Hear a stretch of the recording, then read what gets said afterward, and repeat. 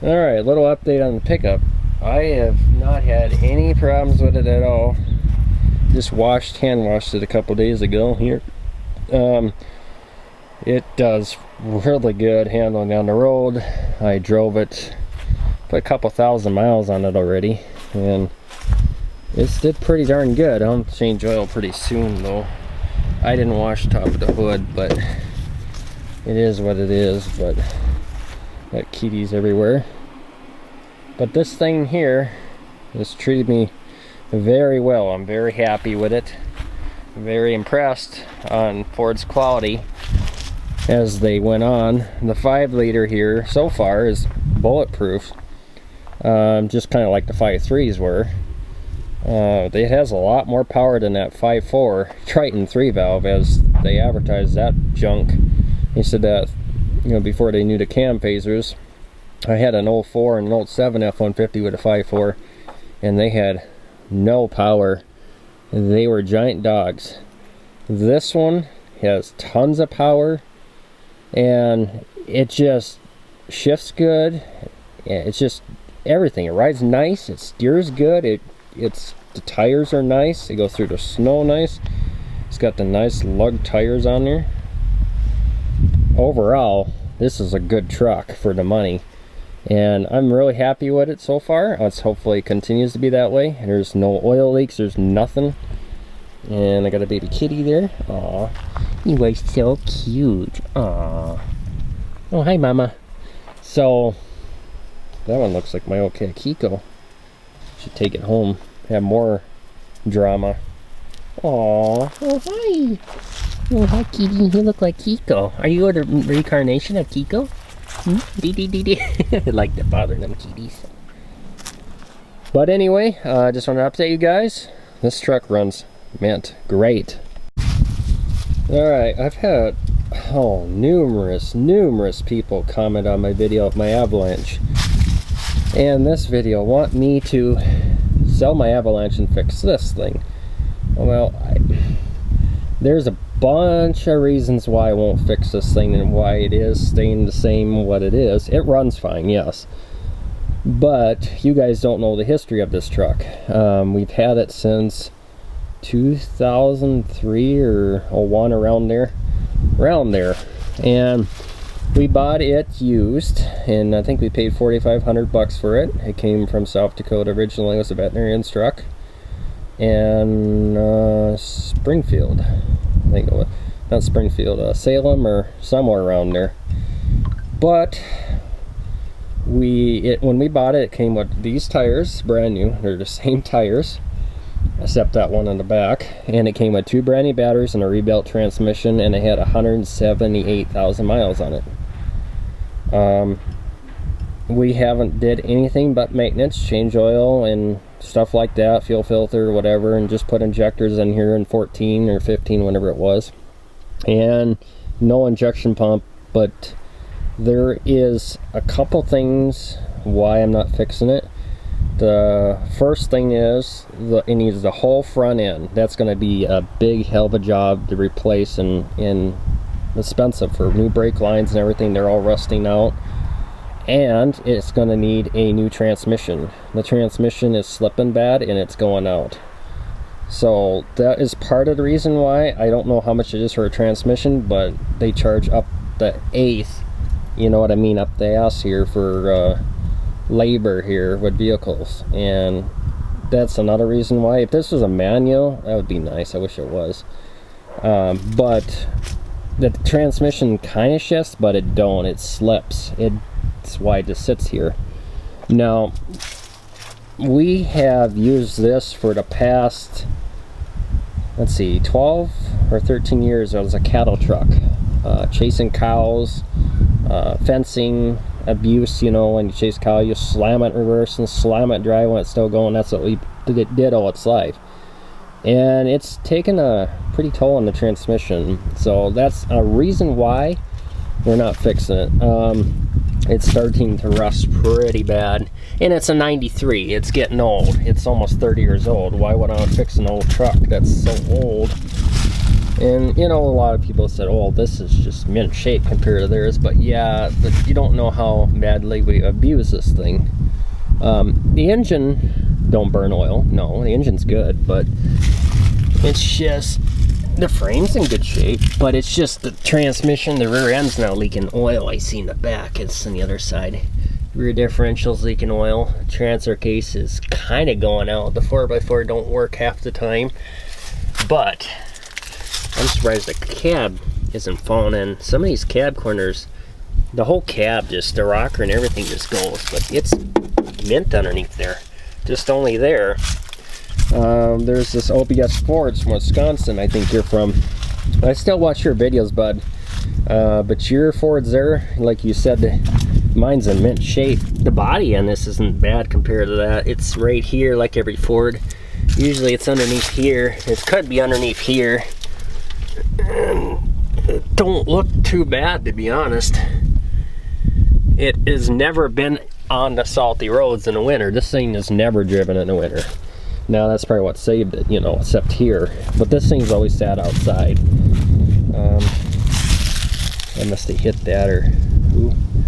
It looks like I'm gonna have to fix that. The cattle are gonna get out. Nice. Oh, give me something to do. Anyway, it's good shape, but now I'm sure this will start rusting out below the floorboard here because the seal's out on the windshield and it needs a new windshield. That's another thing. Before you drive it, you have to get a new windshield, new wipers. The motor shot on the windshield wipers, so I don't know what that'll be for labor. That's no big deal. But to get this thing ready, it'd probably be looking at $4,500. We had a quote of that much. And basically, I just bought a Ford pickup that is in great shape. It's one owner, all highway miles, well taken care of. And it's only 6 years old. This one's almost 30 years old versus how much abuse it's had, and we haven't put any tires on it since we got it. And it's just at that point where I don't want to put any more money, just run it and see how long it runs, like Slave Lake. But I'm not going to do like Slave Lake like that guy and just redline it and blow it up, because I don't want to do that, because I like these engines.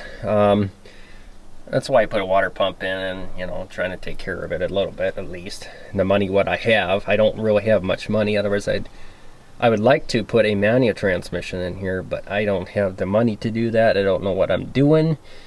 If I knew how to put that in, I would get one from a junkyard and put it in here, but I have no idea. I don't even know if you can get ZF5s anymore. I know they're getting harder to find parts of these things, and there's my battery out of my F-150 in there. I smell fuel immediately when I open the hood, so it must be leaking diesel fuel somewhere. I know that pump's leaking. The injection pump needs to be replaced. That fan shroud should have been on. That's not good. You know, it's going to need work because we haven't did any maintenance from it for a long time, because we bought that John Deere Gator in 06, and then we slowly retired this one because, well, a pickup's hard to go and chase cattle sometimes in small areas, so we just kind of downgraded and went to a Gator. And then there's this one guy, I forget his name, on YouTube that wants to buy that, and that's my dad's. I don't know what he wants to do with that. I can't speak for that. Somebody says to change oil because them Power Stroke engines need fresh oil to pump to the injectors, and that's what pressures the injectors to keep them running, which is possible, you know, and I thought about that too. It needs a good clean fuel filter and stuff, so it all depends on what my dad wants to do with that. It's only a 2-wheel drive. I don't know if he plans to fix it. I know he plans to fix this Dodge. We were supposed to get it fixed before the snow so we could haul cattle out, but we haven't did that yet. There's two things that are majorly wrong with this pickup while it's sitting. The steering's out completely and the engine has no power. You'll start it up and you'll be hauling cattle, and all of a sudden you go to the floor and it bogs all the way down and won't move. It won't go. It just sits there and it won't go. And you floor it, it just sits there and bogs down and won't go. No check engine light or nothing. If anybody knows if that's a lift pump or what is it, comment down below. My dad and me cannot figure it out. We don't know what's wrong. It starts up, you see, it runs good, but it just has no power, so it just sits there. We're gonna have to take it to a dealer and probably have them service it, because we'd like to do it ourselves, but we don't know what to look for, you know. This is a 99 Dodge 24 valve Cummins turbo diesel with a 4-speed overdrive. I'm not sure. It's only got 198,000 miles, something like that. Low miles for that year. This one's got 243,000, and it runs good, but it does need some help. It does burn a little oil. What doesn't, you know? That one burns a little bit. Everything does when it gets older. Just a tiny bit, not a lot.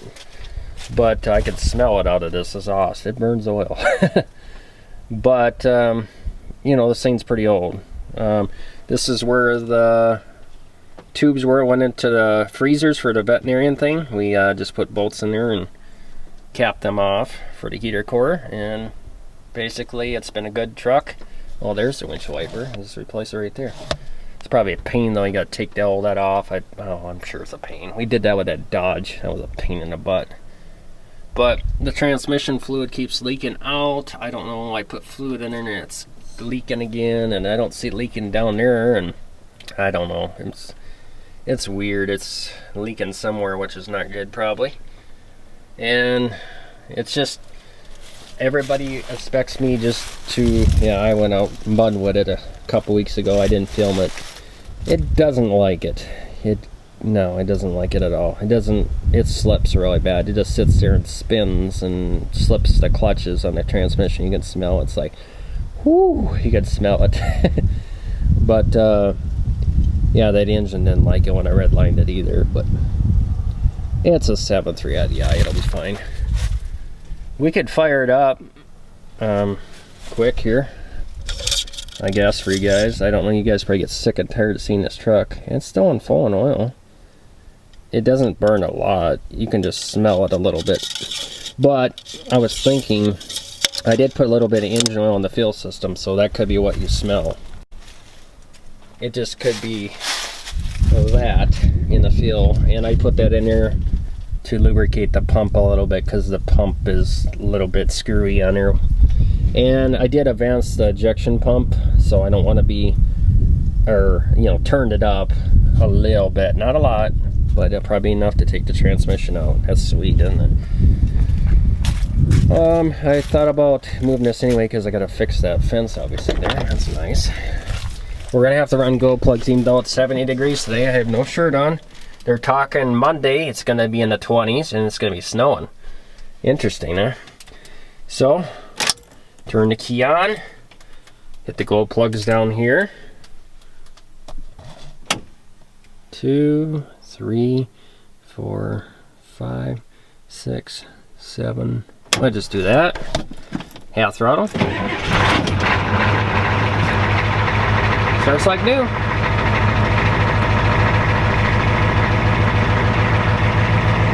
Okay, we'll let her warm up a little bit, and then in the meantime, as this warms up, we're gonna go talk to you about the Ford F350 Power Stroke. And I'm gonna explain what I think is going on, and I don't know for sure what my dad plans to do, but if I were him, I would sell it and use that money to fix something else like the Dodge or something, but it's not worth that much anyway. It's only a 2-wheel drive, and God knows how many miles is on it. It says 365,000.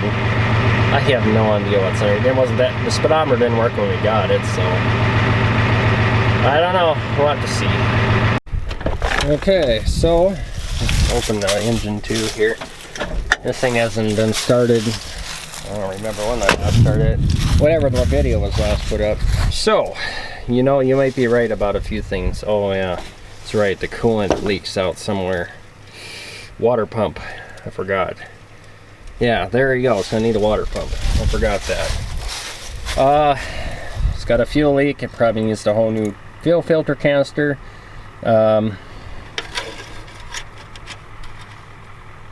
This is falling oil. I thought it was burning oil. Anyway, the turbo looks like it's leaking oil, which would be nice to have runaway turbo diesel probably. I would doubt it. You know, it gets to a point when where should you fix it? You know, it's not in bad shape, but when you get back to the deck back here, it's the deck is shot. The frame looks pretty good. Not bad, but you're gonna have to rebuild this whole deck, and that'd probably be a good, I don't know, a couple grand, depending on what you use, I guess. Now, transmission's out on this one, so it's basically no good anyway to us. It's just gonna sit here. First and second gear's out, it slips. The engine will run, but not the best. But I know that these harnesses here go out inside there, and they'll also cause some issues with it running too. And it's a major job on these engines. How many miles it's got, I don't know. It says 365,000. That's not right, because it was that way when we got it. I have no idea. So it gets to a point where, you know, do you keep fixing? Like my Avalanche.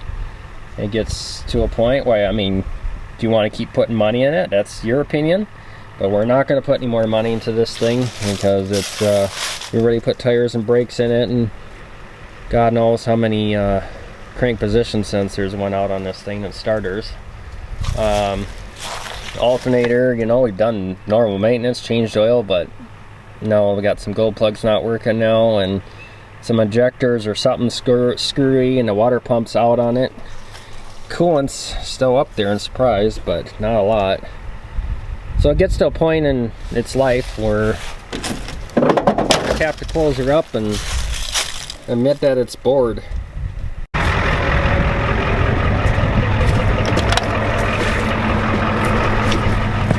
A lot of people ask me, why do you just leave the truck idle all the time? I know it's not good for it, but this thing don't get run that much a year, so we might as well let it run and charge the battery and whatever.